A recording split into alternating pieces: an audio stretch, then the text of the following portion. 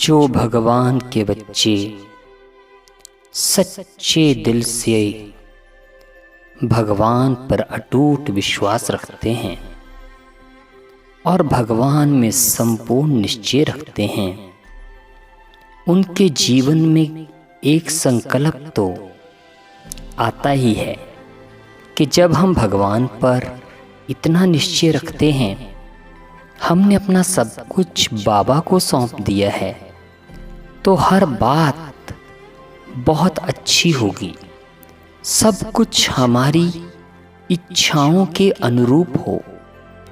और कभी कभी तो हम ये भी सोचने लगते हैं कि हम जो चाहें बस वैसा ही हो, परंतु जब वैसा नहीं होता तो हमारा निश्चय कई बार भगवान के ऊपर से भी डगमगाने लगता है।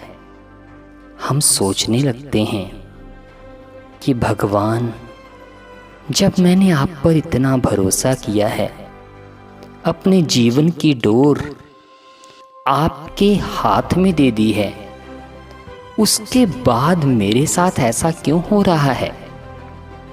कई बार तो हम इतना टूटने लगते हैं जब हमारे अपने परिवार के संबंधी अनायास देह का त्याग करके इस संसार से, उस शरीर से विदा हो जाते हैं, तो दिल को बहुत धक्का लगता है कि बाबा, ये क्या हुआ, ये क्यों हुआ?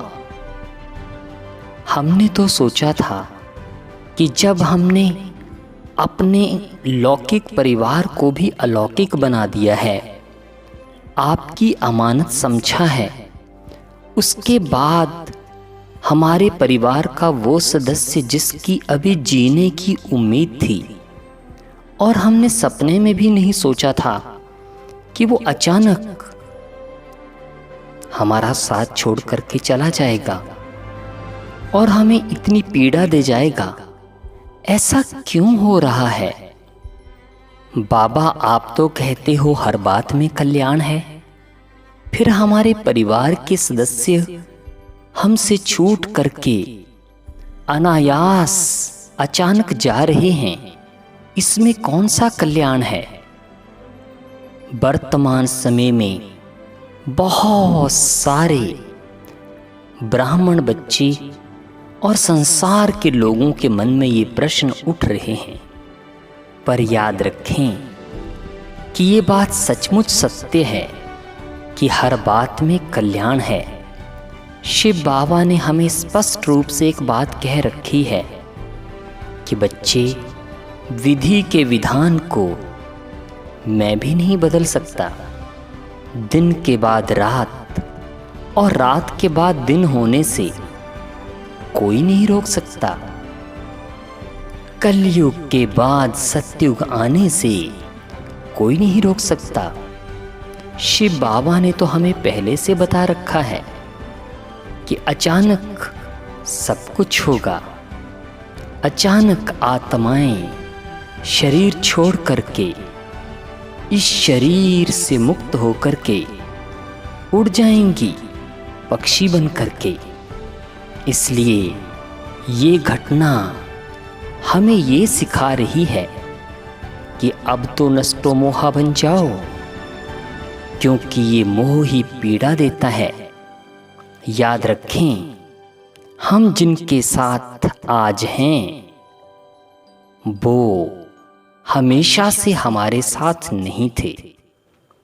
जो हमसे मिले थे कभी, उनको हमारे पास से जाना ये विधि का विधान है, लेकिन कल्याण इस बात का है कि शिव बाबा ने हमें बता रखा है कि बच्चे, हर आत्मा जो तन छोड़ करके जा रही है, जिसका मुझ पर जितना विश्वास है, वो आत्माएं पीड़ा से मुक्त होकर के तन को ऐसे ही छोड़ती हैं जिस तरह से हम वस्त्र का परिवर्तन करते हैं।